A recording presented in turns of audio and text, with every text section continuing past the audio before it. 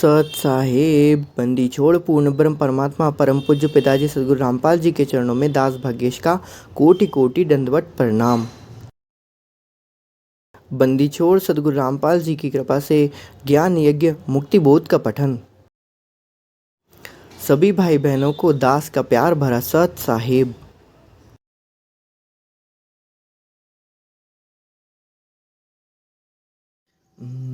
गरीब नमो नमो सतपुरुष को नमस्कार गुरु की नहीं। सुंदर मुनि जन साधवा संतो सर्वस दीन ही। नत गुरु साहेब संत सब दंडोतम प्रणाम। आगे पीछे मध्य हुए तिनको चा कुर्बान। नराकार निर्वेशम काल चाल भय भंजनम। निर्लेपम निज निर्गुणम अकलनुपभय सुनदनम। सोहम सुरति समापतम सकल समाना नीरतिलय। उजल हिरंबर हरदम्बम बेपरवाह था है। वार पार नहीं मध्यतम गरीब जो सो मेरे सिद्धि हुई। गणनायक गलताना करो अनुग्रह सोई। पारस पद परवाना आदि गणेश मनाऊं। गणनायक देवन देवा चरण कमल ल्यो लाऊं। आदि अंत करूं सेवा परम शक्ति संगीतम। हृदय सदाता सोई अवगत गुणातीतम। सत्य पुरुष निर्मोही जगदम्बा जगदीशम। मंगल रूप मुरारे तन मन अर्पूशीशम। भक्ति मुक्ति भंडारे सुंदर मुनि जन ध्यावे। ब्रह्मा विष्णु महेशा शीश सहस मुख गावे। पूजे आदि गणेशा इंद्र कुबेर सरीखा। वरुण धर्म राय ध्यावे सुमरत जीवन जी का। मन इच्छा फल पावे 33 कोटि अंधारा। ध्यावे सहस 88 उतरे भवजल पारा। कटे यम की फांसी 33 कोटि अंधारा। ध्यावे सहस 88 उतरे भवजल पारा। कटे यम की फांसी। बंदी छोड़ सतपुरुष सदगुरु साहब रामपाल जी भगवान की जय। बंदी छोड़ पूर्ण ब्रह्म परमात्मा जगत गुरु तत्वदर्शन सुरमि सदगुरु रामपाल जी भगवान की जय। बंदी छोड़ पूर्ण ब्रह्म परमात्मा जगत गुरु तत्वदर्शन सुरमि सदगुरु रामपाल जी भगवान के चरणों में दास भागेश को कोटि कोटि दंडवत प्रणाम। सभी भाई बहनों को सभी पुण्यकर्मी घनी पुण्यकर्मी आत्माओं को सभी साथ संगति वाले भाई बहनों को दास भागेश का प्यार भरा सत साहेब। राम राम। हम लोग पढ़ रहे हैं परमात्मा की कृपा से ज्ञान यज्ञ कर रहे हैं हम लोग। मुक्ति बोध सदगुरु रामपाल जी परम पूज्य पिताजी के कर कमलों से लिखी हुई परम पूज्य पिताजी के कर कमलों से लिखी हुई मुक्ति बोध पुस्तक का पठन कर रहे हैं। ज्ञान यज्ञ का लाभ ले रहे हैं। हमने कल देखा था कि किस तरीके से काल की जाल में फंस जाते हैं। सुमरन के अंक सरलात मुक्ति बोध। हमने कल देखा था कि किस तरीके से व्यक्ति नाम दीक्षा लेकर यदि वो पूरी मर्यादा में ना रह के यदि काम करता नहीं भक्ति करता है कार्य करता है तो उसका नाम खंडित हो जाता है। और नाम खंडित होने के बाद वो बेचारे काल के जाल में फंस जाते हैं। तो ज़्यादा बेटर है, जैसे परमात्मा ने अपने सत्संगों में कहा है कि पहले आप अपने ज्ञान को पूरा करिए। नाम लेने की कोई जल्दी नहीं है। नाम जब आप लीजिए जब आप पूरी तरीके से संतुष्ट हो जाएं, आपको पूरी तरीके से भाई ज्ञान समझ में आ जाए, उसके बाद जब आप मर्यादाओं को एक एक पालन करने का आप कर सकें तब आप नाम लेने लीजिए। ठीक है, तो वो नाम क्योंकि नाम जो होता है वो मर्यादा में रह के किए गए नाम करोड़ गुना ज़्यादा जपदायी होता है, फलदायी होता है। ठीक है, परमात्मा ने अब्राहिम सुल्तान की कथा, सम्मन, सेव और नेकी तीनों की सत्य कथा बताई यहाँ पर परमात्मा ने लिखी है। फिर परमात्मा ने बताया है कि अनंत कोटि बाजी जहाँ रचे सकल ब्रह्मांड, गरीब दास में क्या करूँ काल करे जीवखंड। फिर परमात्मा ने उसके आगे लिखा है शाश्वत सनातन परम धाम का वर्णन किया है। अब हम देख रहे हैं मुक्तिबोध सदना की कथा, सदना कसाई की कथा मुक्तिबोध पेज नंबर 43। परमात्मा यहाँ आगे लिखते हैं अपने कर कमलों से। सदना एक कसाई का नौकर था। प्रतिदिन 2 से 10 तक बकरी गाय भैंसे काटता था। उसी से निर्वाह चल रहा था। एक दिन परमेश्वर एक मुसलमान फकीर जिंदा बाबा के रूप में सदना कसाई से मिला। सदन कसाई को मिले।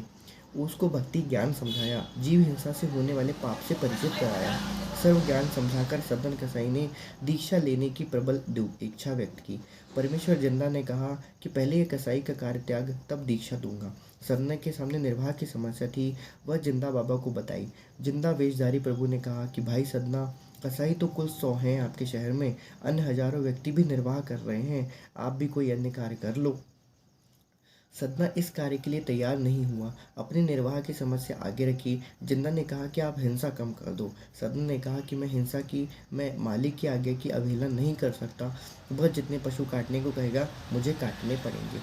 जिंदा बाबा ने कहा कि आप निर्धारित कर दो कि इतने पशुओं से अधिक नहीं काटूंगा, चाहे नौकरी ही त्यागनी पड़े तो मैं आपको दीक्षा दे दूंगा। सदना कसाई की दीक्षा लेने की इच्छा प्रबल थी, नौकरी छूटने का भय भी कम नहीं था, इसलिए इस बात पर सहमत हो गया कि हिसाब लगाया कि प्रतिदिन छोटे बड़े 10 या 12 पशु ही कटते हैं। यदि कोई ईद बकरीद त्यौहार आता है या किसी के विवाह में मांस की पार्टी होती तो मुश्किल से 50 पशु वध किए जाते हैं। सदना ने कहा कि बाबा जी, मैं पक्का वचन करता हूँ कि 100 पशुओं से अधिक नहीं काटूंगा, चाहे नौकरी भी क्यों न त्यागनी पड़े। जिंदा बाबा बोले, ठीक है, आपको मुझसे मिलने की इच्छा हो तो मैं जगन्नाथ मंदिर में पुरी में रहता हूँ, वहाँ आ जाना। कुछ समय सब ठीक ठाक चलता रहा। एक दिन नगर में कई विवाह थे, साथ में नवाब के लड़के का विवाह था। उस दिन पूरे 100 बकरे काटे। सदना ने अल्लाह का धन्यवाद किया, अपना वचन खंड होने से बाल बाल बचा। सब औजार धोकर साफ करके रख दिए। कुछ रात्रि बीतने के पश्चात मालिक कसाई के पास एक अन्य कसाई आया। उसको शहर में 50 बकरों की आवश्यकता थी। उसके लिए वह सदना के मालिक के पास आया था तथा 50 बकरे लेने की बात कही। सौदा तय हो गया। रात्रि में सदना के मालिक के घर ही रुका। उसके खाने के लिए मालिक ने सदना को बुलाया तथा एक बकरा काटकर एक व्यक्ति की सब्जी को लिए मांस रसोई में भेजने के लिए कहा। सदना को पसीना पसीना आ गया। अपना वचन खंड होने का भय सताने लगा। उसी समय विचार आया कि क्यों ना बकरे के अंडकोश काटकर रसोई में भेज दूं। मेरा वचन भी रह जाएगा और मालिक भी खुश रहेगा। एक बकरा लाकर सदना ने उसे अंडकोश काटने के लिए तैयार छुरा उठाया। उसी समय परमात्मा ने बकरे को मनुष्य बुद्धि प्रदान कर दी तथा तत्व ज्ञान की रोशनी कर दी। परमात्मा ने यहाँ पर अपना काम निकालने के लिए बकरे का सहायता ले ली। सदगुरु जो चावे सो करे, भरम परो मत कोई। परमात्मा आगे लिखते हैं कि उसी समय परमात्मा ने बकरे को मनुष्य बुद्धि प्रदान कर दी तथा तत्व ज्ञान की रोशनी कर दी। परमात्मा कौन? सदगुरु रामपाल जी भगवान। बकरे ने कहा कि हे सदन भाई, आप मेरी गर्दन काटो, अंडकोश मत काटो। आप यह नया बैर शुरू ना करो। हे सदना, मैंने कसाई रूप में तेरे कई सिर काटे हैं। सदना को बोल रहा है कौन? बकरा बोल रहा है ना। बकरा क्या बोल रहा है कि मैंने कसाई के रूप में तेरे कई सिर काटे हैं। जब तुम बकरी की योनि में थे, आपने भी बहुत मेरे सिर काटे हैं। तब मैं बकरा और तुम कसाई थे। दोनों की वहाँ पर उस दोनों अपनी अपनी माया में क्या हुए थे? फंसे हुए थे, है ना। तो यदि आप मेरे अंडकोश काटोगे तो मैं सारी रातें तड़प तड़प कर रो रो कर मरूंगा। अगले किसी जन्म में मुझे आपको बदला जब मैं कसाई बनूंगा, तुम बकरा बनोगे, तो अल्लाह के विधान के अनुसार मैं तेरे अंडकोश काटूंगा। अल्लाह के विधान के अनुसार, यहाँ पर काल का विधान चल रहा है। यहाँ पर काल के विधान के अनुसार जिसने जिसको जैसे कष्ट दिया है उसको वैसे ही कष्ट दोबारा क्या होंगे? मिलेंगे। गारंटीड है ये, ठीक है। ये काल का विधान है एक्चुअल में देखा जाए तो, ठीक है। तुम भी तड़प तड़प कर प्राण त्यागोगे। जिस तरीके से यदि आज तुम मेरे साथ ऐसा करोगे तो मैं ये प्राण त्याग करूँ तो तुमको भी मेरे लेने पड़ेंगे। और फिर उस तरीके से ये हमारी जो इन्फिनिटी की जो कर्म बंधन है, अनंत काल तक जो चलने वाला जो कर्म बंधन है, वो कभी समाप्त नहीं होगा। इसलिए परमात्मा कहते हैं कि हमें कर्म बढ़ाने नहीं चाहिए, हमें कर्म घटाने चाहिए। इसलिए ये नई दुश्मनी शुरू ना कर, मेरी गर्दन काट, अपना बदला ले ले। पेज नंबर 24, सुमिरन के अंक 7, मुक्ति बोध। उसी समय सदने के हाथ से करद लंबा चाकू छूट गया, कांपने लगा, अचेत होकर गिर गया। मालिक ने रसोइये को आवाज लगाई कि खाना लाओ। रसोइये ने बताया कि सदना ने मांस नहीं पहुंचाया तो मालिक कुछ नौकरों के साथ आया। सदना जमीन पर बैठा था, वह सचेत हो चुका था। बकरा खड़ा था, वहीं पर चाकू पड़ा था। मालिक ने कहा, नमक हराम, इतनी देर कर दी मांस बेचने में, जल्दी कर। सदना ने हाथ जोड़कर कहा, मालिक बहुत बकरे काट दिए हैं, 100 बकरे काटे हैं, अब और नहीं कटते, मैं और नहीं काटूंगा, कल काट दूंगा। मालिक जो कसाई ठहरा क्रोध में भरकर साथ में नौकरों से कहा कि इसी छुरे से इसके दोनों हाथ काट दो। चाहे सदना हाथ जोड़े गिड़गिड़ाता रहे, ये नमक हराम मेरे लाभ में खुश नहीं है। इस सौदागर के दुगने दुगने मूल्य में बकरों का सौदा किया है, भोजन देरी के कारण नाराज होकर चला गया तो मेरी कितनी हानि हो जाएगी। यह आज आज्ञा का पालन नहीं कर रहा है, पक्का हरामखोर है। इतनी सुनकर नौकरों ने सदना के दोनों हाथ काट दिए, नौकरी से निकाल दिया, वैद्य के पास जाकर इलाज करवाया। जख्म भरने के पश्चात सन्ना भक्त जगन्नाथपुरी की ओर चला। जय हो बंदी छोड़ सदगुरु रामपाल जी भगवान की जय हो। बंदी छोड़ सदगुरु रामपाल जी भगवान की जय हो। चलते चलते रात्रि में एक गांव में एक नंबरदार के घर रुका। नंबरदारनी ने सदना को अपने हाथों भोजन कराया। सदना ने उसे देवी की भूरी भूरी प्रशंसा की। नंबरदारनी की चाल चलन चरित्र अच्छा नहीं था, वह सदना के यौवन पर दृष्टि लगाए हुई थी। सदना सुंदर जवान था, आयु 30 वर्ष के आसपास थी। रात्रि में नंबरदारनी सदना के बिस्तर पर आ गई और अपने साथ संभोग करने को कहा। सदना बिस्तर छोड़कर खड़ा हो गया और कहा, बहन, आप नंबरदार की इज्जत हो, आप उसकी धरोहर हो, मैं पहले से ही दुखी हूँ, आप मुझे क्षमा करो, मैं अभी चला जाता हूँ। आप नंबरदार जी के साथ धोखा कर रही हो, आपको अल्लाह के दरबार में जवाब देना पड़ेगा। डरो उस परवरदिगार से, डरो उस परवरदिगार से। सदना की यह बात सुनकर नंबरदारनी ने विचार किया कि यह मेरे पति को बताएगा, इससे पहले मैं ही बता देती हूँ। रात्रि के 2 बजे थे। अब ये नंबरदारनी जो थी वो एक प्रकार से काल की जाल में फंसी हुई थी, नहीं तो परमात्मा क्या कहते हैं, चतुराई, ये चतुराई है यहाँ पर कि नंबरदारनी ने विचार किया कि यह मेरे पति को बताएगा, इससे पहले क्या कर देती हूँ, मैं ही बता देती हूँ। जबकि अब सदना के मन में वैसे कोई विचार नहीं था उस समय, सदना के मन में ऐसे कोई विचार नहीं था, क्योंकि उसके साथ जो वो उसने उसको माफ़ कर दिया था, उसके बाद वो वहाँ से सुबह चले जाता। लेकिन नंबरदारनी ने विचार किया, काल ने उसकी बुद्धि क्या कर दी, यहाँ पर कुत्सित विचारों से डाल दी। किसकी? नंबरदारनी की। रात्रि के 2 बजे थे। नंबरदारनी ने कहा कि वह व्यक्ति जो आज अपना मेहमान बना था, मेरे साथ गलत हरकत करने लगा। यह कहकर बुरी तरह रोने लगी। परमात्मा ने इसे त्रिया चरित्री की संज्ञा दी। ये जो यहाँ पर हो रहा है, इसे त्रिया चरित्री कहा जाता है। पृथ्वी पर गिरकर सिर पटकने लगी। नंबरदार ने तुरंत अपने आदमियों को सदना को पकड़कर लाने के लिए कहा। सदना को पकड़कर पंचायत घर या चौपाल में बांधकर बैठा दिया। नवाब के पास शिकायत की गई। नवाब ने सदना को बुलाकर पूछा कि तेरे को अतिथि बनाकर रखा, भोजन दिया, अरे दुष्ट, तूने यह क्या किया? सदना ने अपनी हकीकत बताई, परंतु नवाब तथा पंचायत को झूठी कहानी लगी। नवाब ने सदना भक्त को मीनार में चलवाने का आदेश दिया। एक छोटा सा मंदिरनुमा भवन बनाया गया, उसको अंदर भक्त को बांधकर डाला गया, उसके अंदर भक्त को बांधकर डाला गया। उद्देश्य ये था कि सदना दम घुट घुट कर, रो रो कर, तड़प तड़प कर मरे। नंबरदारनी ने आरोप लगाया था कि इसने मेरी छाती पर हाथ डाला, दोनों स्तनों के टुंडे हाथों से छुआ। मेरी नींद खुली तो मैंने विरोध किया तथा पति को बताने की बात कही तो उठकर चला गया। झूठ, पूरा की पूरा झूठ, झूठ पे झूठ। 45 मुक्तिबोध, पेज नंबर 45। रास्ते से पकड़ कर लाए हैं जी। जो ही कारीगर मीनार का द्वार बंद करके हटे, उसी समय मीनार के पत्थर ईंट आकाश में उड़ गई, जैसे बम विस्फोट हुआ हो, है ना। परमात्मा यहाँ क्या लिख रहे हैं कि रास्ते से पकड़ कर लाए हैं जी। जो ही कारीगर मीनार का द्वार बंद करके हटे, उस समय मीनार के पत्थर ईंटें आकाश में उड़ गई, जैसे बम विस्फोट हुआ।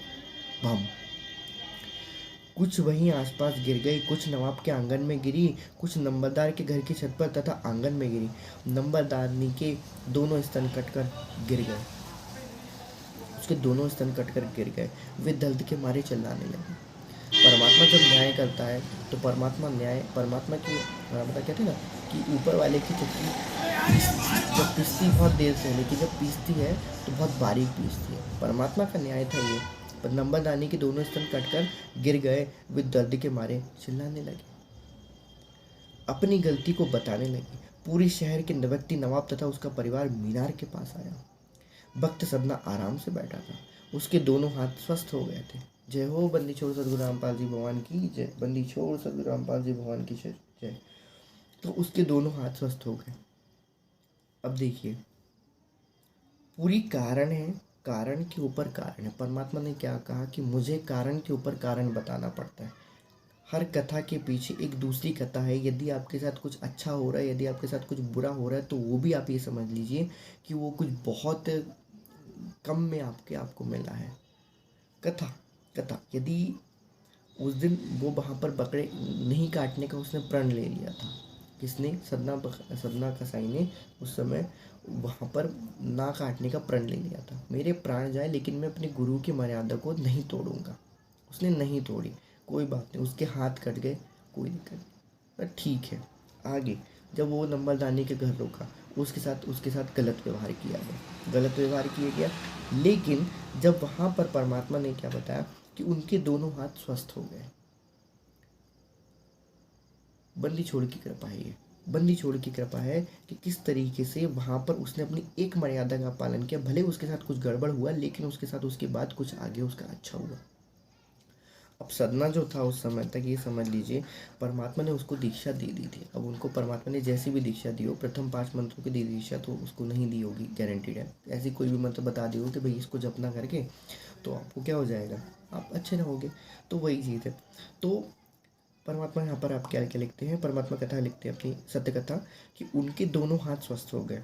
उसके इसके सदना कसाई के दोनों हाथ स्वस्थ हो गए। कटे हुए थे, पूर्ण हो गए। आधे कट गए थे, पूर्ण हो गए। सब नगर निवासियों ने तथा नंबरदारी ने अपनी अपनी गलती की क्षमा याचना कर ली। सदना भक्त वहां से चलकर जगन्नाथपुरी में पहुंचा। भाई वाह, जय हो बंदी छोड़ साधु रामपाल जी भगवान की। संत मिलन को जाइए तज माया अभिमान, जो जो पग आगे धरे कोटिन यज्ञ समान। वहां वही सतगुरु मिले, वहाँ वही सदगुरु मिले, पूर्ण ब्रह्म परमात्मा जगतगुरु तत्वदर्शी संत रामपाल जी भगवान। जिस भी उसमें आए होंगे, जिस भी रूप में आए होंगे, वहाँ पर उनको सदना कसाई को मिले। उनको सदना ने बकरे से प्राप्त उपदेश बताया। उनको सदना ने बकरे से प्राप्त उपदेश बताया, दीक्षा ली और कल्याण कराया। 2 बार कल्याण कराया, 2 बार उसको दीक्षा दी थी। परमात्मा ने पहली दीक्षा लेने की जरूरत तो उससे सहमत हो गया कि भैया पहले तुम क्या कर लेना, मेरे वचनों में रहने की कोशिश करना। फिर मैं वहाँ पर, आप बोले कि मैं पुरी में रहता हूँ, मुझसे मिलने की इच्छा हो तो जगन्नाथ मंदिर पुरी में मैं रहता हूँ, वहाँ पर आ जाना। पेज नंबर 43 पे लिखा हो, वही है। मिलने की इच्छा हो तो अब दीक्षा ली और उसके बाद उसने कल्याण कराया। कल्याण कराया मतलब उसने वहाँ से उस काल चक्र का जो भी वो बंधन था, उस बंधन से उसने क्या किया, अपने आप को मुक्त करवाया सदगुरु की कृपा से। नोट, कुछ वक्ता कहते हैं कि सदना के हाथ कसाई ने नहीं कटवाए थे, नवाब ने कटवाए थे, क्योंकि नंबरदानी ने कहा था कि हाथों से मेरे स्तनों को छुआ था। परंतु विचार करें तो ऐसा निष्कर्ष निकलता है कि मुसलमान राजा नवाब हाथ कटने की सजा चोरी करने वालों को देते थे। यह चोरी का मामला नहीं था। दूसरा विचार यह आता है कि यदि नंबरदानी के स्तन हाथों से छूने के कारण हाथ के नवाब कटाए थे तो मौत की सजा नहीं सुनाई जाती, हाथ कटवा देना ही पर्याप्त दंड था। परमात्मा ने वहाँ पर उस समय जिन जिन लोगों ने या जिन जिन भक्त ने, जिनके मन में जो भी कुछ हुआ होगा उस समय, परमात्मा ने, अंतर्यामी परमात्मा उस समय लोगों के मन में क्या क्या विचार चला, यहाँ पर सब उन्होंने लिख दिया। हाथ कटवा देना पर्याप्त था। फिर भी हमने कथा के सारांश को समझना। इंपॉर्टेंट थिंग इन दिस, कथा का सारांश ये है कि भाई संत मिलन को जाइए, तज माया अभिमान, गुरु के वचनों का पालन करोगे तो भैया आपके ऊपर जो भी मुसीबत आई हुई है वो ऐसे ही टल जाएगी जैसे कभी कुछ हुआ ही नहीं था। सदना भक्त से क्षमा याचना तथा अपनी गलती सार्वजनिक करने से नंबरदानी के स्तनों के जख्म ठीक हो गए। ओए होए, जय हो बंदीश्वर सदगुरु रामपाल जी भगवान की जय हो। कितनी अच्छी प्यारी बात उन्होंने लिखी यहाँ पर कि सदना भक्त से क्षमा याचना तो करी, लेकिन उन्होंने प्राइवेटली उससे क्षमा याचना नहीं की। क्या लिखा आगे, अपनी गलती सार्वजनिक करने से नंबरदानी के स्तनों के जख्म भी ठीक हो गए। सार्वजनिक तरीके, जिस तरीके से सार्वजनिक तरीके से आपने उसकी बदनामी करी हो, जिस तरीके से आपने उसकी बदनामी करे थे, जिस तरह उसको झूठा आरोप लगाए थे, उन्हीं लोगों के सामने आपको जाके क्या करना चाहिए था। बिल्कुल सही बात है कि नंबरदानी ने उस समय सार्वजनिक तरीके से सबके सामने उससे क्षमा याचना करी, सार्वजनिक तरीके से क्षमा याचना करी उसने। तब जाके उसके क्या हुए, जख्मों के, स्तनों के जख्म ठीक हो गए। आज साध संगति के भगत भाई बहनों के ऊपर जो भी व्यक्ति अपने वीडियो वगैरह डाल रहा है या किसी तरीके से सार्वजनिक तरीके से फेसबुक यूट्यूब पे जो भी डाल के उनको जो बोला जा रहा है कि आप ऐसे हो, आप वैसे हो, आपने ये करा, आपने वो करा, आपके ये है वो है, गॉट इट, समझने को सिर्फ समझदार को इशारा ही काफ़ी होता है। उसी तरीके से आप लोगों को भी वही सार्वजनिक करने से आपको गलती सार्वजनिक तरीके से माननी होगी। खैर, दासी विधान नहीं बता रहा है परमात्मा का, लेकिन यहाँ पर लिखा है, परमात्मा ने अपने विधानों को यहाँ पर लिखा हुआ है।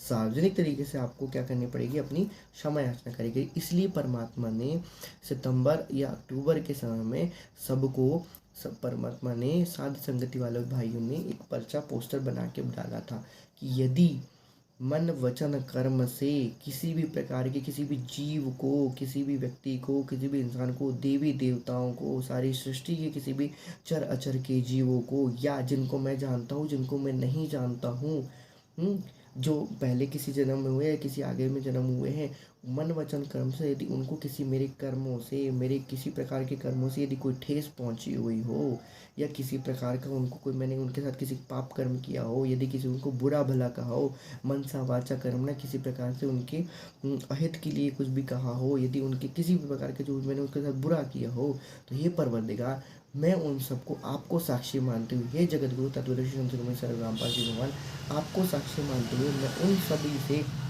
उन सभी जीवात्माओं से, उन सभी आत्माओं से क्षमा प्रार्थना करता हूँ, हृदय से क्षमा प्रार्थना करता हूँ। कम बात नहीं होती अपनी गलती को सार्वजनिक तरीके से मानना। हर किसी में इतना बड़ा कलेजा नहीं होता है कि वो सबसे अपने सार्वजनिक तरीके से अपनी गलती को क्या कर ले, मान ले। परमात्मा भी यही कहते हैं कि भाई राज त्यागना सहज है, सहज है नारी का नियम, मान बढ़ाई ईर्ष्या ये सब तजना नहीं। मान बढ़ाई और ईर्ष्या आप कैसे त्याग दोगे? त्यागना है, लेकिन परमात्मा लिख रहे हैं यहाँ पर कि आपको भाई क्या करना है, त्यागना ही पड़े। जिस तरीके से आपने उसको, जिस तरीके से जिस सभासदों के बीच में आपने उसको क्या किया है, वही तो सार्वजनिक तरीके से आपको उसको क्या करनी पड़ेगी, माफ़ी मांगनी पड़ेगी। परमात्मा ने एक बार और कहा है, महाभारत की कहानी के समय भी परमात्मा ने आपको कथा के समय बताया था, यदि वो माफ़ी मांग लिए होते उस समय, उनके सर कटने नहीं थे, लेकिन उन्होंने माफ़ी नहीं मांगी, उन्होंने मुस्कुरा दिया और कहना चाहिए। तो परमात्मा ने उसी समय तय कर लिया था कि इन सब का सर क्या होगा, कटेगा ही कटेगा। सीधी सी बात है। परमात्मा की भक्तन थी वो, बिल्कुल कहीं किसी में उन्होंने भगत थी, उन्होंने किसी समय तो परमात्मा का क्या लिया था, सहारा आसरा लिया था, उनकी शरण ली थी। और यदि उनको यदि उसके साथ कुछ हो रहा है तो भाई सबकी क्या हुआ, सबके सर कटे, एक भी उसमें से नहीं बचा, कहना चाहिए, सिवाय 5 पांडव, विराज और द्रौपदी, सिर्फ 10 लोग बचे थे। 18 अक्षौणी सेना और कई राजाओं में से सिर्फ 10 लोग भर बचे, तो उस समय जिंदा थे और कोई नहीं था।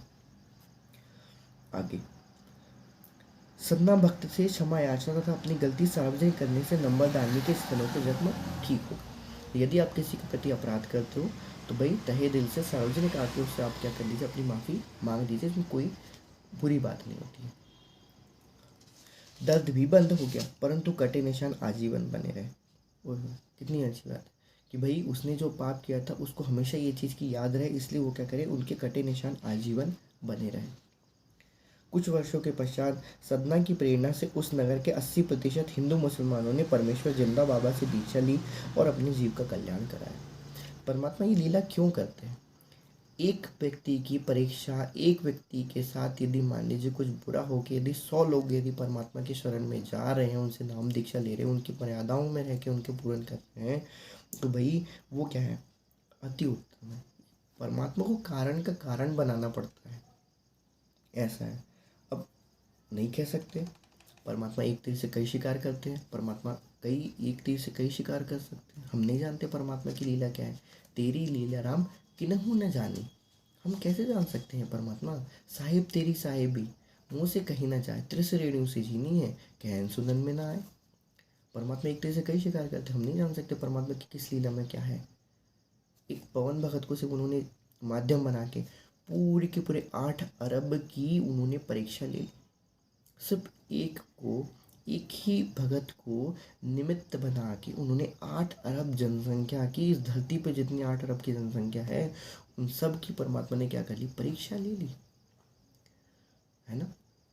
आश्चर्य, सतगुरुदेव की कृपा है। परमात्मा कब किसको किस तरीके से, किस माध्यम से परमात्मा किस तरीके से परीक्षा ले ले, कैसे ले ले, नहीं कह सकते हैं।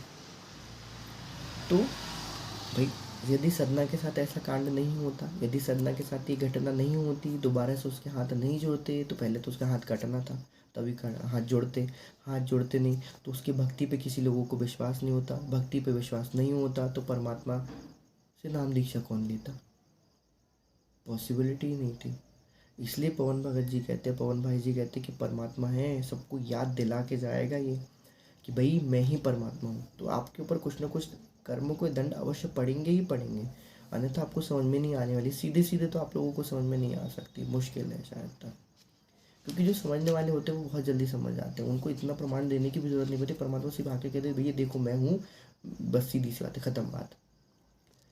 कोई उसमें इफ नहीं और कोई बट नहीं, कोई किंतु किंतु परंतु वरंतु कुछ नहीं। मान लो सीधी सी बात है तो है भैया, परमात्मा है तो परमात्मा है। हमारे सदगुरु पूर्ण ब्रह्म परमात्मा परम पूज्य इस समय इस धरती पे हमारे पिताजी प्रकट हैं तो हैं। आगे देखिए, बंदी छोड़ सदगुरु रामपाल जी भगवान के चरणों में दास का कोटि कोटि दंडवत प्रणाम। परमेश्वर कबीर जी ने अपनी प्यारी आत्मा, वाणी नंबर 39 का अनुवाद चल रहा है, 39 का अनुवाद चल रहा है। एक तीसरे प्रमाण 100 स्वीकार कर सकते हैं और उससे भी कहीं ज़्यादा कर सकते हैं। परमेश्वर कबीर जी ने अपनी प्यारी आत्मा संत गरीबदास जी को तत्वज्ञान दिया, जिसको संत गरीबदास जी ने आध्यात्मिक ज्ञान रूपी सागर को अमृतवाणी रूपी गागर घड़े में भरकर रखा है, जिसका सल्लात कार्य मुझ दास संत रामपाल दास द्वारा गागर से सागर का रूप दिया जा रहा है। यहाँ पर इन ये जो 4 लाइनें इससे हमें कोई मतलब नहीं होना चाहिए, क्योंकि हम जानते हैं कि संत गरीबदास जी के रूप में ही परमात्मा थे, सदगुरु रामपाल जी ही परमात्मा है। तो यहाँ पर इन वाणियों को कोई अर्थ नहीं निकलता है। शब्द से शब्द की पाए अटल सुहागरे। वाणी नंबर 39 का एक पंक्ति का सल्लात हुआ है। गरीब राम नाम सदने पिया, बकरे के उपदेश, अजामेल से उधरे, भक्ति बंदगी पेश। अजामेल के उद्धार की कथा। अब अजामेल के उद्धार की कथा परमात्मा आगे लिखते हैं कि काशी शहर में एक अजामेल नाम का ब्राह्मण शराब पीता था। पेज नंबर 45 मुक्ति बोध सुमरन के अंक का सल्लात चल रहा है। काशी शहर में एक अजामेल नाम का ब्राह्मण शराब पीता था। ब्राह्मणों की शराब पीता था। परमात्मा क्या कहते हैं, ब्राह्मण कोई स्पेशल ब्राह्मण नहीं होता है, ब्रह्म पहचाने सो ब्राह्मण कहावे। ठीक, वही परमात्मा ने लिखा हुआ। वैश्य के पास जाता था। वैश्य का नाम मेनका था, बहुत सुंदर थी।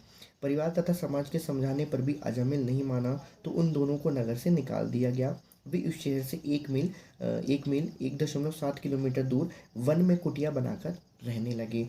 दोनों ने विवाह कर लिया। अजामिल स्वयं शराब तैयार करता था, जंगल से जानवर मारकर लाए और मौज मस्ती करता था। परमात्मा क्या कहते हैं, सुरा पाद मन मांसाहारी, गवन करे भोगे पर नारी, 70 जन्म का टटी शीशम, साक्षी साहब है जगदीशा। सुमरन के अंक सलार, पेज नंबर 46। विशेष, अजामिल पूर्व जन्म में विष्णु जी का परम भक्त था। विष्णु जी का परम भक्त था, लेकिन विष्णु जी का परम भक्त होने के बावजूद भी उसको अगले जन्म में उसकी छींट नहीं लगी कि पर वैष्णव, यदि कोई विष्णु जी का भक्त होता है, वैष्णव का परम भक्त होता है, तो जैसे आज हम जानते हैं कि विष्णु जो भगत होते हैं वो लोग बासा खाना भी कभी कभी नहीं खाते। बासा खाना नहीं खाना मतलब बहुत बड़ी बात हो जाती है कि बासा खाना भी नहीं खाते, जूठा भी नहीं खाते।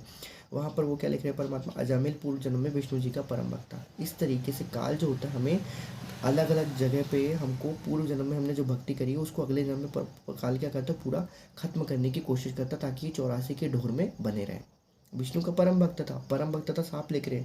परम भक्त मतलब कि उसने वो सात्विक खाना खाता होगा, किसी से बैर नहीं रखता होगा, मतलब कहीं उसने किसी परिस्थिति गमन नहीं किया होगा ना और कुछ चीज़ किया होगा, वही चीज़ है। और अगले जन्म में उसको क्या कर दिया काल ने, यहाँ पर उसका भट्टा बैठा दिया। ब्रह्मचर्य का पूर्ण पालन करता था, बिल्कुल सही परमात्मा ने लिखा है वहाँ पर। साधक समाज में पूरी इज्जत थी, साधक समाज में इज्जत थी भैया। बचपन से ही घर त्याग कर साधुओं में रहता था। वैश्या भी पूर्व जन्म में विष्णु जी के परम भक्त थी। देखिए परमात्मा अंतर्यामी, उनको सब पता है कि वैश्या भी पूर्व जन्म की क्या थी, विष्णु जी की परम भक्त थी। ब्रह्मचर्य का पूर्ण पालन किया, दोनों की दोनों ब्रह्मचर्य का पूर्ण पालन करते थे। और उसको अगले जन्म में काल ने क्या कर दिया, शराबी बना दिया, वैशाली भी गमन करवा दिया और उनको हाँ मांस भी खिलवा दिया उसने, सत्यानाश करवा के धरा इसने। पर पुरुष की ओर कभी दोष दृष्टि से नहीं देखती थी। इस लक्षण से साधक समाज में विशेष सम्मान था। साधकों में ध्यान समाधि लगाने का विशेष प्रवचन है। का ध्यान समाधि मतलब मेडिटेशन। परमात्मा ने बताया कि भाई बैठ जाओ और अपने नाक के आगे पे यदि किसी को ध्यान करते हैं, या कई कुछ लोग यहाँ पे मेडिटेशन करते हैं, कुछ लोग अपने वो चक्रों पे ध्यान करते हैं, वॉट एवर, ये हमारा इससे कोई लेन देन नहीं है, जो कि केवल काल प्रेरणा है। हठ योग है जो गीता तथा वेदों में मना किया गया। हठ योग करना जो कि गीता तथा वेदों में साफ साफ मना किया गया है। एक दिन श्याम सुंदर, ओए होए, उसके अजामिल के पूर्व जन्म में उसका नाम क्या था? श्याम सुंदर था। अजामिल का पूर्व जन्म का नाम लेट कर समाधि लगा था। मतलब अजामिल जो कि पिछले जन्म में श्याम सुंदर था, वो समाधि लगाकर लेटा हुआ था। शरीर पर केवल एक कोपिन थी। कोपिन लंगोट का एक 6 इंच का टुकड़ा, 2 फुट लंबा कपड़े का टुकड़ा होता था, जो केवल गुप्तांग को ढकता है। तागड़ी में लपेटा जाता है। तागड़ी, हाँ, तागड़ी बराबर, तागड़ी मतलब बेल्ट की तरह एक मोटा धागा बांधा जाता है, उसे तागड़ी कहते हैं, पहने हुए था। सर्दी का मौसम था। ये दिन के समय धूप थी। उसी समय श्याम सुंदर वैष्णव ने समाधि लगाई थी। उन्हें समाधि लगाई हुई थी मतलब मेडिटेशन कर रहा था, चक्रों पर ध्यान केंद्रित कर रहा होगा। रात्रि तक समाधि नहीं खुली। रात्रि तक समाधि नहीं खुली। यह उस समय एक तीर्थ पर मेला लगा था। एक तीर्थ पर मेला लगा था। रामबाई, मेनका के पूर्व जन्म के नाम, ठीक है। रामबाई ने देखा यह साधु इतनी सर्दी में निवस्त सोया है, नींद में ठंड ना लग जाए, यह मर ना जाए, यह विचार करके उसके ऊपर लेट गई और अपने कंबल से अपने ऊपर उस साधु को भी ढक लिया। अन्य व्यक्तियों को लगा कि कोई अकेला सो रहा है। भोर भये सूर्य उदय होते ही श्याम सुंदर की समाधि खुली। उसने उठने की कोशिश की, तब रामबाई उठ खड़ी हुई। उस समय एक कंबल से स्त्री पुरुष निकले देखे अन्य साधक भी उसी ओर ध्यान से देखने लगे। अब बहुत, उसको तो ऑकवर्ड फील हुआ होगा। किसको? सीधी सी बात है, कहाँ पर? श्याम सुंदर को ऑकवर्ड फील हुआ होगा। बाकी साधक भी देखने लगे होंगे, अच्छा बड़ी समाधि समाधि लगाए फिरता था। नहीं भी सोचा होगा तो मन में आया ही होगा उन लोगों के। तो ये परमात्मा आगे लिखते हैं वहाँ पर कि अन्य व्यक्तियों ने लगा कि कोई अकेला सो रहा है। हाँ, उस समय एक कंबल से स्त्री पुरुष निकले देखकर अन्य साधक भी उसी ओर ध्यान से देखने लगे। श्याम सुंदर ने साधक समाज में अपने मान सम्मान पर ठेस जानकर जानकर अपने को पाक साफ सिद्ध करने के लिए रामाबाई से कहा। सीधे ही कह दिया, बिना सोचे समझे, बिना कुछ उससे पूछे परखे, उनने सीधे ही उसको कह दिया कि हे रंडी वैश्या, तूने मेरा धर्म नष्ट किया है। भाई किया है कि नहीं किया, पहले ये तो पता कर लो। मैं तो अचेत था, तूने उसका लाभ उठा लिया। भाई तूने उसका लाभ उठा लिया, तू वैश्या बनेगी। अन्य साधु भी निकट आकर उनकी बातें सुनने लगे। ये काल की प्रेरी हुई माया है। परमात्मा ने क्या बताया? ये काल की प्रेरी हुई माया। दो लोग आपस में लड़ रहे हैं, दो लोगों के बीच में कुछ हो रहा है, तो इन लोगों की बड़ी पंचायत रहती, मन की बड़ी पंचायत रहती कि जाके देखो अरे हो क्या रहा है करके। पड़ोसी आपस में लड़ते तो हम लोग दूर से देखते रहते हैं, अरे क्या बोल रहा है, क्या सी गाली बक रहा है, क्या कर रहा है। ये सब काल की माया है, कोई काम की नहीं है ये काल ने आपको फुकड़े फंसाने के लिए उसको मतलब रखा हुआ है। ये सब माया है काल की। अन्य साधु भी निकट आकर उनकी बातें सुनने लगे। क्या जरूरत थी भैया, वो तो जानते, वो उनका काम जानते, आपको सुनने की क्या जरूरत थी? भाई उनके बीच में कोई प्रॉब्लम थी तो आपको सॉर्ट आउट कराने जाना था तो आप बिल्कुल जा सकते थे, लेकिन सुनने लगे, देखने लगे। तमाशा हो रहा है और आप देख रहे हो, तो किसी भी दो के बीच में यदि कोई प्रॉब्लम है तो उसको कॉन्फ्लिक्ट दूर कराना चाहिए, नहीं तो आपको वहाँ से निकल जाना चाहिए। क्योंकि आज का समय भी ऐसा नहीं है। खैर पहले के समय ऐसा था कि भाई आजकल तो कभी कभी ऐसी समस्या हो जाती है कि दो लोगों को सुलझाने जाओ तो पहले आपको कुट जाएगी, कुट पड़ जाएगी, ऐसा होता है। तो वही है, बिना विचारे सो करे सो पाछे पछताए, काम बिगाड़ो अपना, जग में हो हंसाए। तो रामाबाई ने कहा कि हे भाई, शाप देने से पहले सच्चाई तो जान लेते। भाई उसने प्यारी वाणी बोली उसने कि रामाबाई ने कहा कि हे भाई जी, शाप देने से पहले सच्चाई तो जान लेते। आप निवस्त्र सर्दी में ठिठुर रहे थे, आप अचेत थे। आपके जीवन की रक्षा के लिए मैंने आपको ताप देने के लिए या गर्मी देने के लिए मैं आपके ऊपर लेटी थी। कंबल बहुत पतला है, चादर से भी पतला है, इसलिए मुझे इस पर विश्वास नहीं हुआ। एक बहन ने भाई की रक्षा के लिए यह बदनामी मोल ले ली है। जय हो बंदी छोड़ सदगुरु रामपाल जी भगवान के चरणों में दास का कोटि कोटि दंडवत प्रणाम। आपने इस फल में मुझे बद्दुआ दे दी। बिना विचारे उसने क्या कर दी? बद्दुआ दे दी। अब सुन ले तू अगले जन्म में भड़ुआ बनेगा। अब दोनों ही परमात्मा ने क्या बताया कि कभी भी श्राप देना या वरदान देना अपने पुण्य अकाउंटों को खाली करना है। अब वो विष्णु जी का जो परम भक्त था, जिसने समाधि लगा के थोड़ा भी जो भी कुछ उसको तब का जो भी फल मिला होगा, वो क्या हुआ, उसको उसने क्या मिल गया, उसने कुछ उसको सिद्धि मिल गई, उसने उसको श्राप दे दिया, अपने पुण्य कर्मों को उसने अकाउंट में क्या कर लिया, खाली कर लिया, पूरा खाली कर। ठीक है। फिर वो आगे, सुन ले तू अगले जन्म में भड़ुआ बनेगा, वैश्याओं के पास जाया करेगा। वो बहन ने भी उसको क्या कर दी, श्राप दे दिया। अब काल ने दोनों को गेम खेल लिया, काल ने दोनों के साथ क्या करी, दोनों की बुद्धि भी फिरा दी और दोनों को कर्म बंधु में बांध भी दिया। दोनों ने एक दूसरे को श्राप देकर अपनी भक्ति का नाश कर लिया। परमात्मा लिख रहे हैं, जब श्याम सुंदर को सच्चाई पता चली और अपना अंग देखा सुरक्षित था, तो रमाबाई से बहुत हमदर्दी हो गई। भाई पहले तो श्राप दे दिया, फिर बाद में क्या हो गया, उससे प्रेम बढ़ गया, अति प्रेम हो गया। अपनी गलती की क्षमा याचना की, विशेष प्रेम करने लगा, अधिक मोह हो गया। अब परमात्मा ने क्या कहा, ये मोह जो है वो काल का बहुत बड़ा जाल है। यदि आपको किसी से मोह हो जाता है तो परमात्मा क्या कहते हैं, अगले जन्म में वो आपके भाई बंधु किसी के रूप में बना के आपको क्या कर देगा, आपको भेज देगा, और इस तरीके से फिर आपको और परमात्मा प्राप्ति के मार्ग में आप नहीं करोगे। पहले तो वो विष्णु जी का भक्त था, ब्रह्मचर्य के दोनों पालन करते थे, का उनके साथ खेल खेला, खेल खेलने का दोनों को क्या कर दिया, एक श्राप दिलवा दिया और दोनों की भक्ति नाश करवा दी और अगले जन्म में उनको कूड़े के ढेर में डाल दिया। अधिक मोह हो गया। रमाबाई भी श्याम सुंदर से विशेष प्यार करने लगी। अब दोनों से विशेष प्रेम हो गया। वह प्यार एक मित्रवत था। परमात्मा ने कितनी प्यारी बात लिखी यहाँ पर, कोई नहीं बता सकता, और कौन है, अंतर्यामी भर लिख सकता है ये भाई कैसा था। वह प्यार एक मित्रवत था, परंतु मोह भी एक जंजीर बंधन है। मृत्यु उपरांत दोनों का जन्म काशी नगर में हुआ। श्याम सुंदर का नाम अजामेल था, ब्राह्मण कुल में जन्म हुआ।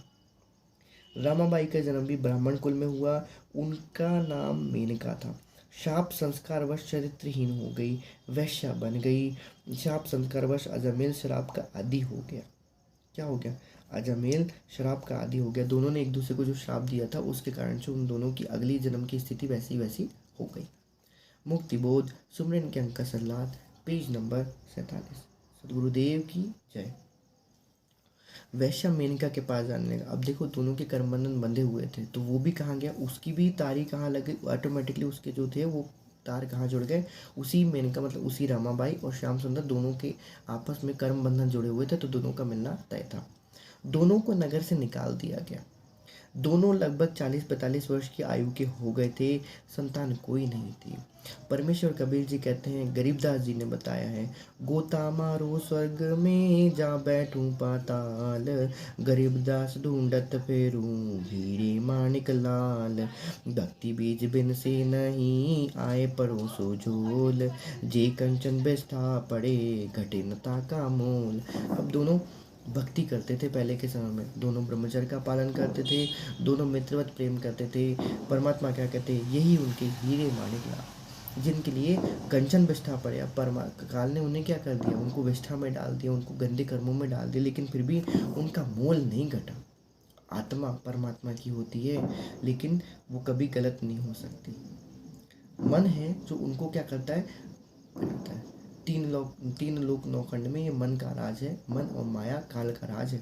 मन माया दोनों में एक ही है, और फिर काल और मन भी एक है। तो ये तीनों की तिकड़मबाजी मिलके क्या करती है, हमें पूरे संसार में मिलके क्या करिए, मन का अंग आप पढ़ सकते हैं, काल का अंग पढ़ सकते हैं, माया का अंग पढ़ सकते हैं। परमात्मा इसी में आगे उनको सल्लाद करके परमात्मा ने दिया हुआ है। आगे परमात्मा क्या लिखते हैं, इसका भावार्थ लिखते हैं परमात्मा। कबीर परमेश्वर जी संत गरीबदास जी को बताया कि मैं अपनी आत्माओं को खोजता फिरता हूँ। ठीक है, स्वर्ग पृथ्वी तथा पाताल लोक में कहीं भी मिले मैं वहीं पहुंच जाता हूँ। परमात्मा क्या लिख रहे हैं, स्वर्ग पृथ्वी और पाताल कहीं भी मिले मैं वहीं पहुंच जाता हूँ।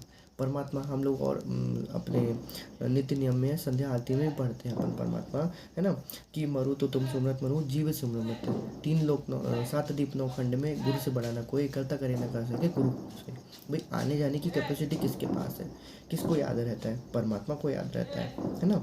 उसका स्वर्ग पृथ्वी पाताल में कहीं भी मिले मैं वहीं पहुंच जाता हूँ। जहाँ पर भी परमात्मा ने अपने सत्संगों में भी ये बताया है कि जहाँ पर भी आपकी इच्छा हो, जहाँ पर भी आपको ऐसा लगे कि यार मैं यहाँ आके फंस गया हूँ, मुझे सदगुरु की आवश्यकता है, तो परमात्मा क्या कहते हैं, भुवन चतुर्दश ढूंढियो परम स्नेही साध।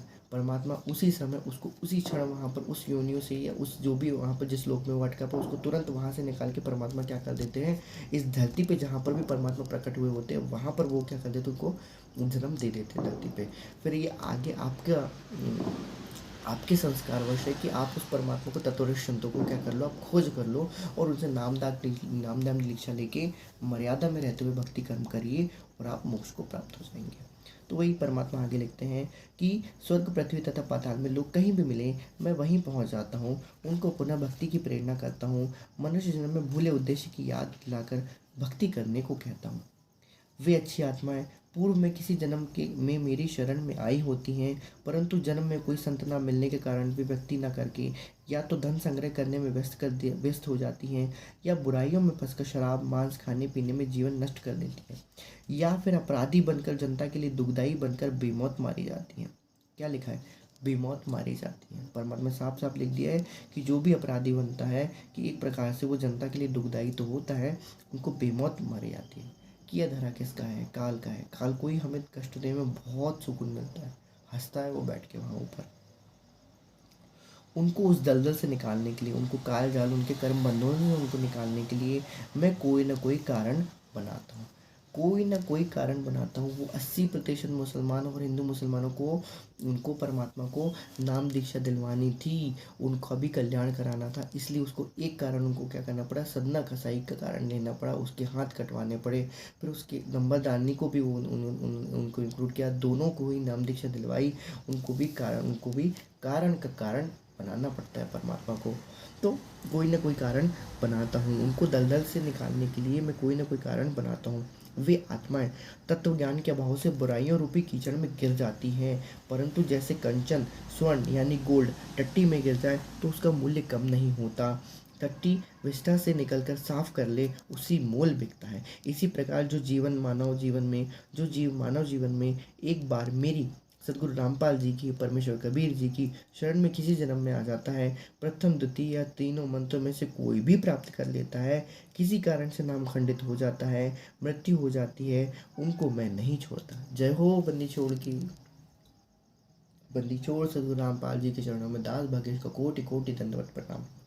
कि प्रथम द्वितीय या तीनों मंत्रों में से कोई भी प्राप्त कर लेता है। कलयुग में सब जीव पार होते हैं। प्रथम द्वितीय या तीनों मंत्रों में से कोई भी प्राप्त कर लेता है। कोई भी एक मंत्र यदि आपको मिल गया है, किसी कारण से नाम खंडित हो जाता है, मृत्यु हो जाती है, तो मैं उसको नहीं छोड़ता हूँ। आप भले ही परमात्मा को छोड़ दें, किसी कारणवश आपको ज्ञान ना हो पाए किसी जन्म में, लेकिन परमात्मा आपको नहीं छोड़ते। कलयुग में सब जीव पार होते हैं। यदि कलयुग में भी कोई उपदेशी रह जाता है तो सतयुग त्रेता द्वापर युग में उन्हीं की भक्ति से मैं बिना नाम लिए, बिना धर्म कर्म किए, आपत्ति आने पर अनोखी लीला करके रक्षा करता हूँ। अनोखी लीला करके रक्षा करता हूँ मतलब परमात्मा की कई लीलाएं हो सकती हैं जो हम पढ़ते चले आए हैं।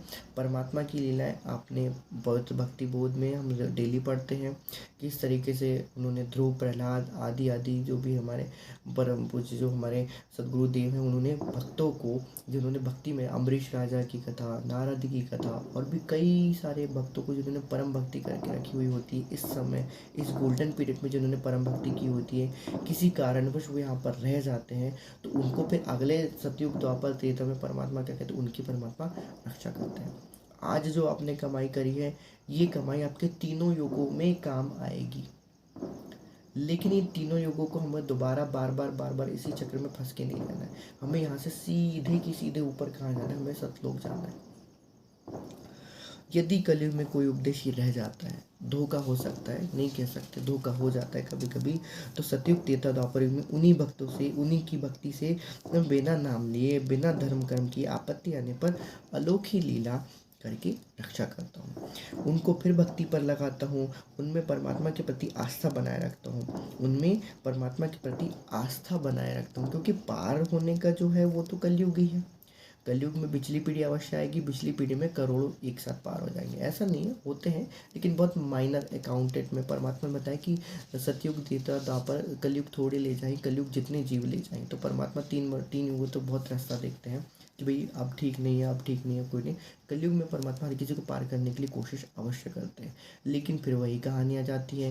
कहीं कोई मैनेजमेंट के चक्कर में पड़ जाता है, या कहीं कोई किसी और के चक्कर में पड़ जाता है, कोई खुद के ही ज्ञान से आनंदित होता है, कहीं कोई नकली गुरु से नाम दान लेके बड़ा अपने आप को 30 मार्का समझने लग जाता है, वो मैं सतलोक जाऊँगा। और भी बहुत सारे पंथ के जो है जो कबीर का नाम लेके ही क्या करते, कबीर जी के नाम का ज्ञान लेके उनको गलत भक्ति विधि बताते हैं। ज्ञान तो वही है, ज्ञान में थोड़ा सा अल्टर्ड कर लेके उन लोग चेंज करके बताते हैं। तो साध संगति जो है वो बहुत इम्पॉर्टेंट है आज के समय में। इस समय में यदि आप साध संगति के, यदि आप जुड़ रहे हैं, सुन रहे हैं, या आपने गुरुजी के उन वचनों को पालन किया जो साध संगति में चर्चा जिनकी की जाती है, तो भैया आप बहुत ही घनी पुण्यकर्मी में आत्मा है। आप उन घनी पुण्यकर्मी आत्माओं से भी और घनी पुण्यकर्मी में आत्मा है, जिनके लिए मोक्ष का द्वार तो ऐसे खोला हुआ है जैसे कि वो बस आपने यहाँ से गेट खोला और आप सीधे कहाँ चल गए, सीधे सतलोक पहुँच गए। कोई संशय नहीं है, कोई उसमें नहीं है। परमात्मा ने कई बार अपने सत्संगों में कहा है, आप अपनी भक्ति करते रहिए, मर्यादा में रहिए। आप यहाँ से कब सतलोक पहुँच जाएंगे आपको पता ही नहीं चलेगा, ना काल को पता चलेगा, ना आपको पता चलेगा। बंदी छोड़ सतगुरु रामपाल जी की जय। बंदी छोड़ पूर्ण ब्रह्म परमात्मा जगदूत रामपाल जी भगवान के चरणों में दास का कोटि कोटि दंडवत प्रणाम। तो उनकी परमात्मा के प्रति आस्था बनाए रखता हूँ। अब कल या हम जब भी समय मिलेगा, अब हम देखेंगे कलयुग में सतयुग, मुक्ति बोध, पेज नंबर 47। कलयुग में सतयुग, जिसमें हमारी पिछली पीढ़ी जो आज हमारे सामने, उसके वर्णन जो किया गया उसके बारे में बताया। बंदी छोड़ सतगुरु रामपाल जी भगवान के चरणों में दास का कोटि कोटि दंडवत प्रणाम।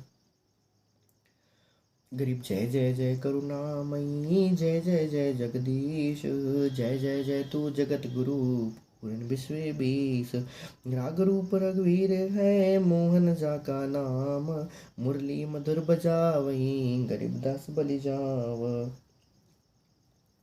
बंदी छोड़ सतगुरु रामपाल जी भगवान की जय। बंदी छोड़ सतगुरु रामपाल जी भगवान की जय। बंदी छोड़ सतगुरु रामपाल जी भगवान की जय। सत साहेब। एक घड़ी आधी घड़ी, आधी में बुनियाद, कबीर संगत साधु की कटे कोटि अपराध।